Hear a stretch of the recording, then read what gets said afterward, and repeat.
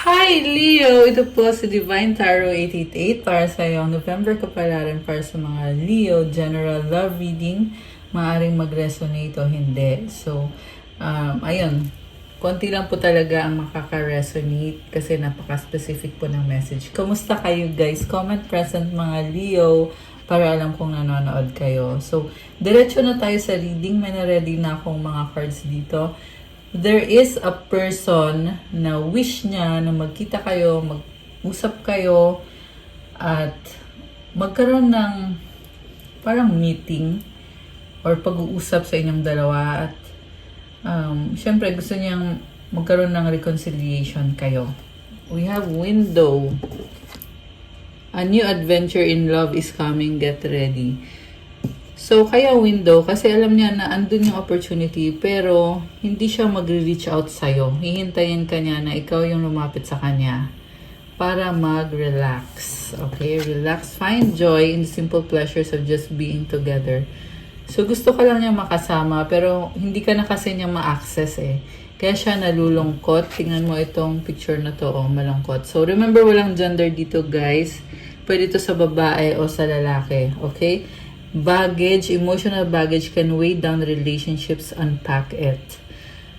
So, ayun na nga, merong emotional baggage kasi meron din issue about third party situation na hindi pa na pag-uusapan at kailangan pag-usapan. So, mabigat na issue to sa connection ninyo. And guys, sinabing unpack it kasi nga hindi pa na pag-uusapan eh. So, kailangan mag-come clean itong taong to. Sabihin niya yung totoo. Kung ano ba talaga, kung sino ba talaga mahal niya, kung seryoso ba siya doon sa other person, or kung sa'yo ba siya, or kung ikaw ba yung mahal niya. Okay, nagigilty siya actually. Sobra siyang guilty. Kasi nga, pinagsabay ka niya sa isa pang person, which is unfair yun para sa'yo, Leo. Alam mo ang worth mo, alam mo yung value mo. Hindi ka basta-basta papayag sa ganyan klase ng relationship or connection. Kaya wish niya na sana mabigyan pa ng chance na mag-usap kayo at magkabalikan talaga kayo. Ayan, speaking of wish, someone that you wish for is coming into your life. So, I feel like hanggang wish na lang siya.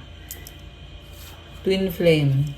Trust the magnetic pull of your twin flame. It will guide you towards them. So, andun pa rin yung attraction talaga, yung magnetic connection sa inyong dalawa. Kaya, gusto lang niya na makasama ka niya kasi nga, na-attract siya sa'yo. So, hindi niya alam kung anong gagawin niya. Basta ang gusto lang niya is makasama ka niya, makita ka niya, makausap ka niya. Dreams, look to your dreams. They hold all the answers you seek. Ayan, nakikita ka niya as someone na may mga pangarap ka sa buhay mo at nai-intimidate siya. So, ayun, gusto din niyang patunayan sa'yo na magka-level kayo, pero hindi, na-intimidate sa'yo itong taong to. Anticipation. Embrace the sweet anticipation of love's arrival in your life. It's coming. Okay, I feel like you are opening yourself para sa bagong pag-ibig or sa bagong person. Pero itong taong to naman ay still hinihintay ka pa rin niya. Ina-anticipate niya na magkita kayo or magkabalikan kayo. Okay. Grabe naman to. Parang nakakalungkot para sa kanya. Pero kasi hindi naman siya faithful sa'yo eh. Itong taong to. Hindi siya faithful sa'yo. Pero tingnan natin guys. Doorway, an opportunity is about to present itself that leads you to a new person. Oh my gosh! Ayan, so, malapit mo na makilala itong taong to. Or, kilala mo na. Okay, abundance, open your heart to receive the abundant love the universe has to offer. Okay. So, itong bagong love na paparating para sa'yo, it will make you feel magaan and masaya. Okay. Samantala, itong person na to ay sobra siyang na-attract sa'yo. And, okay, tingnan natin. Lumabas ulit itong dreams. Look to your dreams. They hold all the answers you seek. Mukhang napanaginipan ka niya. And, Sa panaginip niya, okay kayo. Intimate kayo. Ganun yung nasa panaginip niya. Imperfections. Love is a beautiful mess. Embrace its imperfections. So, kaya mess, ibig sabihin pag mess, magulo. Bakit magulo? Kasi nga, meron nga kasing other party. 515, angel numbers on the screen now. Okay. Unseen, love can be blind, ensure you're not overlooking red flags. So, nakamaskara tong taong to. Kasi nagkukunyari siya na okay, ako, mahal kita, seryoso ako. Pero hindi yun totoo. Okay? Siguro, totoong mahal ka niya, pero hindi siya faithful. Okay. So, tingnan natin from the tarot. Ano ba ang energies connected sa'yo at sa person na to?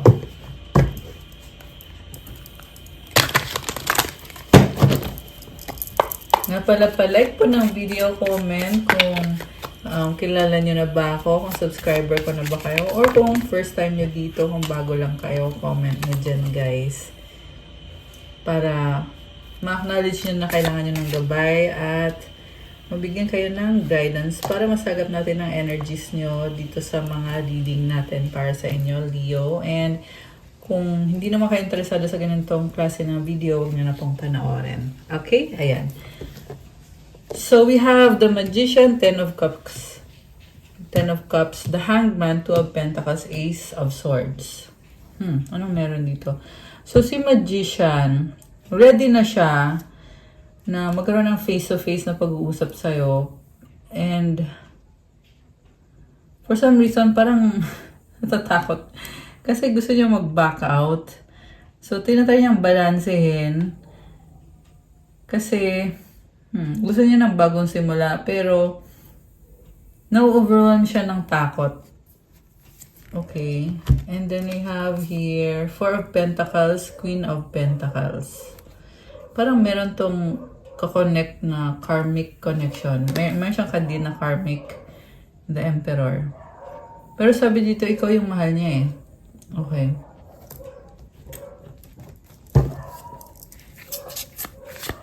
Merong energy ng tatay. Death card is here. Okay. So, bakit andito si Death card? This is an ending, a transformation. Ego death yung naririnig ko. So, ibig sabihin, naging mayabang itong taong to kasi akala niya, makukuha niya lahat ng gusto niya. Pero, it turned out na hindi mo ito-tolerate yung ganong klase ng system or relationship or connection. Kaya, alam mo ba yung Death card, tapos, andito din yung World card, which symbolizes ending, closing of a cycle, and then, after ng pagsasara ng cycle na yon, meron ulit bagong simula. Siyempre, ibang cycle na yung bagong simula. So, natuto siya ng mga lesson dito na kailangan niya maging humble kung gusto niyang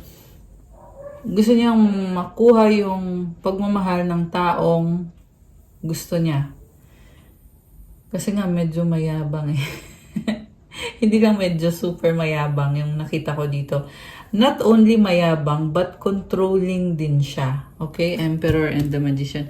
This is someone na gusto niya i-manipulate yung situation. Pero, hindi naman niya kayang ipaglaban yung connection ninyo. Kasi nag 4 of Pentacles lang to eh. Tapos, 10 of Cups. So, hindi kanya kayang harapin. And then, nag-focus na lang muna siya sa sarili niya at sa finances niya. Nagbago yung isip niya kasi nga feel niya na hindi kanya ka-level or hindi mo siya ka-level. Masyado kang mataas, ibang level ka compare sa kanya. So, ayan, with the Death card, parang na-realize niya na hindi niya kaya yung level mo. Kahit ipilit niya, pero nahihirapan siya. Okay. And then, sa dulo, ayun na, ending na.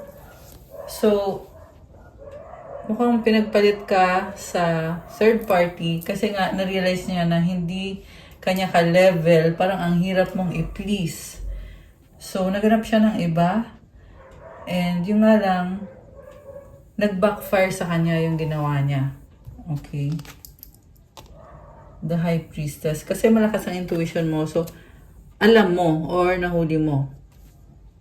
So, si High Priestess, tahimik lang yan eh. Pero maraming alam yan. Queen of Swords. Oh my gosh. So, you cut this person off. Parang sinabi mo sa kanya na hindi kanya pwedeng lokohin. At parang nagbago yung pakikitungo mo sa kanya. Kaya siya malungkot. Kasi gusto niya maramdaman na mahal mo siya, pero wala na eh, nag-iba ka na. Okay? Ace of Pentacles, Three of Rods.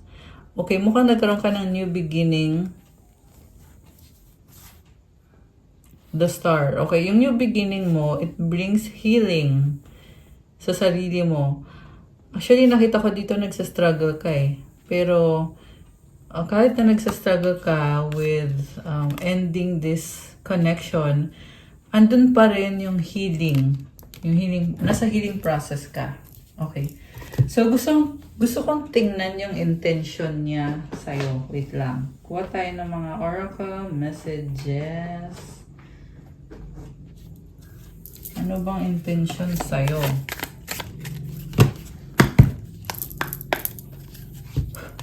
Okay, ito. Anong intention niya?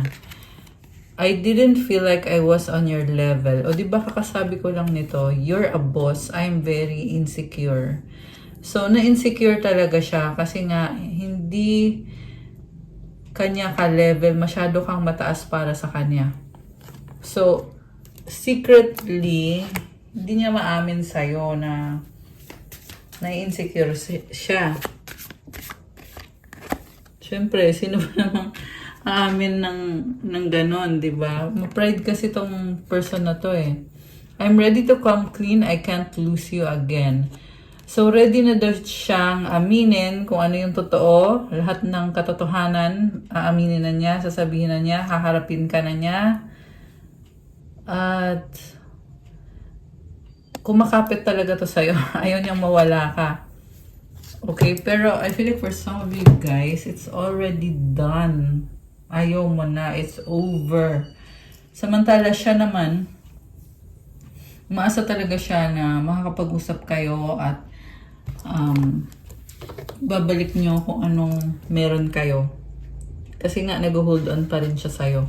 I've been putting on a front. My life is not what it seems on the outside. Okay. So, siguro, pinapalabas niya or pinapakita niya na mayaman siya, maganda yung buhay niya, masaya siya, pero, hindi. Mahalaga kasi sa kanya yung status niya or kung ano yung tingin ng mga tao sa paligid niya sa kanya. So, yun yung pinagkakabisihan niya talaga. Okay? Na, alam mo yun, na sa tingin ng ibang tao, okay siya, magaling siya, successful siya. Pero ang totoo niyan, front lang niya yon. I want a second chance, not being with you is killing me. So ito na nga, gusto niya ulit na magkaroon ng chance sa'yo kasi hindi na niya kinakaya pero wala na talaga siyang magagawa. Okay? Talagang nagpapanik ngayon itong taong to kasi nga gusto nga talaga niya magkaroon ng second chance. Okay? Grabe. Para kang ano niya, pangarap ka niya talaga, dream person ka niya. Ayan, tatlo. Dami naman. Tatlo yung nalaglag. So, tingnan natin. You are different from the rest. They didn't mean anything to me. I only want you. This was a hard lesson I needed to learn. I was out of control. I'm going through a lot right now. I need space and time to gather my thoughts. Okay, yun yung mga nalaglag. So, kakaiba ka daw, wala kang katulad, ikaw lang daw ang gusto niya. At lahat ng mga naging karelasyon niya, wala daw, hindi daw yun special para sa kanya. Kasi ikaw lang daw yung special para sa kanya. Kaya, isang malaking lesson ang nangyari sa inyo para sa kanya. Kasi nga, naging masyado siyang mayabang, masyado siyang ma-pride. 444 on the screen now. Oh my gosh, ayan. So, tinutulungan ka ng angels mo to get through or to close out this cycle na hindi nakakatulong para sa'yo. Yeah, and I feel like yung person mo, ganun din. Tinatry niyang isarado na yung cycle na hindi nakakabuti para sa kanya. Yung pagiging manipulative, manloloko, ma-pride. Ayun, parang na-humble talaga itong taong to. Dahil sa'yo. 15-15 on the screen. Oh my gosh. Ayan, may mga synchronicities. Okay, so ikaw lang yung nakapagparana sa kanya ng gano'n na parang wala siyang choice kundi maging humble kasi hindi niya nakuha kung ano yung gusto niya. Kung ano yung gusto niyang mangyari, hindi nangyari. At marami din siyang pinagdadaanan ngayon at magulong isip niya. Ayan, nakakaloka. Hindi maganda yung energy niya sa totoo lang. Kaya magulong isip niya kasi nagigilty, sobrang guilty siya. At isa pa, I'm hearing marami siyang napangakuan kung ano man yon. Not necessarily sa love, pwede yan sa trabaho or sa family or sa kahit anong sitwasyon man yan. Na yun ngayon yung nasa isip niya at dapat niyang ayusin. So, hindi siya makapag-focus ng 100% sa'yo. Kaya din siya nahihiya sa'yo kasi nga, you are a boss, di ba? Nahihiya siya, nai-insecure siya. Samantala siya, may mga problem siya na inisip niya kung paano aayusin yung mga problems na yon. So, we have telepathic communication. I'm starting to panic. O, di ba? Kakasabi ko lang, nagpapanik siya. Nagpapanik ngayon itong taong to.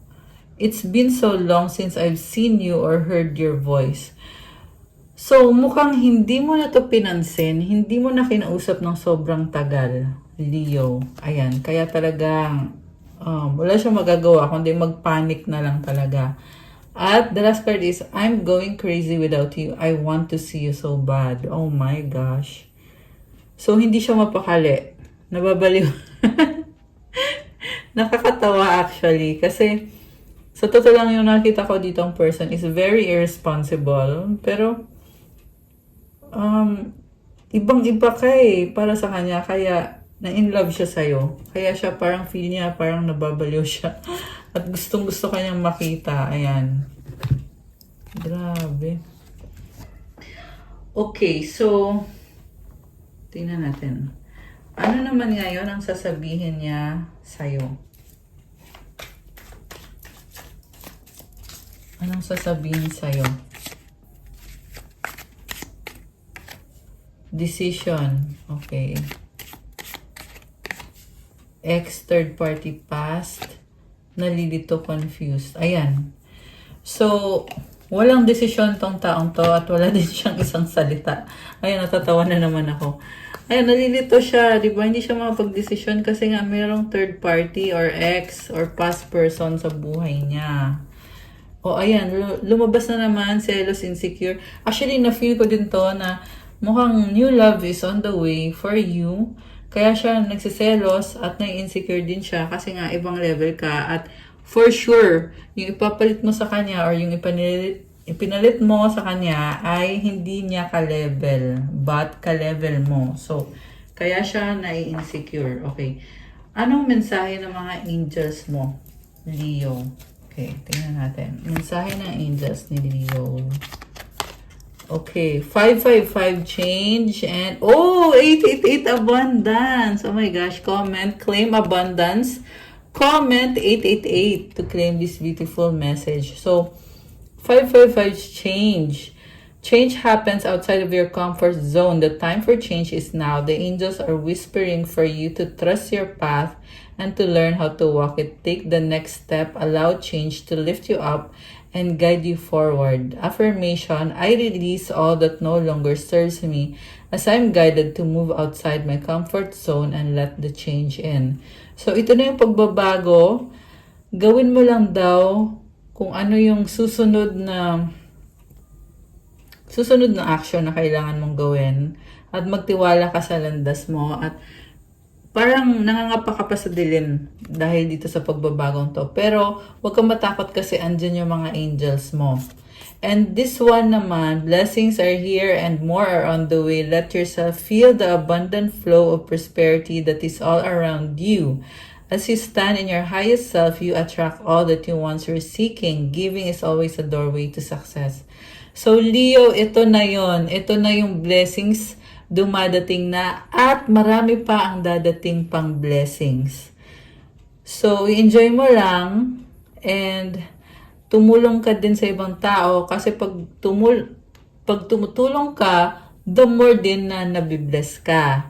So, i-comment mo yung affirmation, the more good I do in the world, the more abundant my life grows. I radiate an energy of loving kindness. Wow, I love that for you. Okay, so, anong advice? Advice para sa mga Leo na mga Earth Angels and Divine Beauties. Oh, health. Isa pa nga. Isa pang advice. Aside sa health.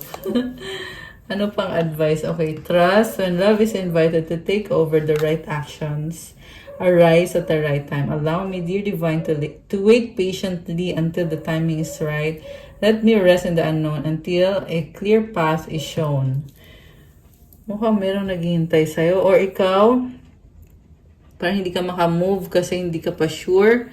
Pero kalma lang daw at magtiwala ka kasi andyan si God kasama mo. You need to be patient kasi there is divine timing para sa lahat. Ayan. Okay guys, that's all for your November Kapalaran, Leo. Thank you for watching. Please like, comment, subscribe, hit the notification bell. Kung kailangan mo ng gabay, kung nag-resonate ka at kailangan mo ng information or more details, pwede kayo magpa-private reading, message nyo ako sa Viber or sa WhatsApp para dun sa mga gumagamit ng Viber tsaka WhatsApp. Nasa description box po yung contact details ko. And check out my Instagram if you want to start your crystals journey. So, andyan din po nakalink yung Instagram ko. Thank you, Leo! Have a good day. God bless you all. Stay safe. See you again soon. Love you guys. Bye!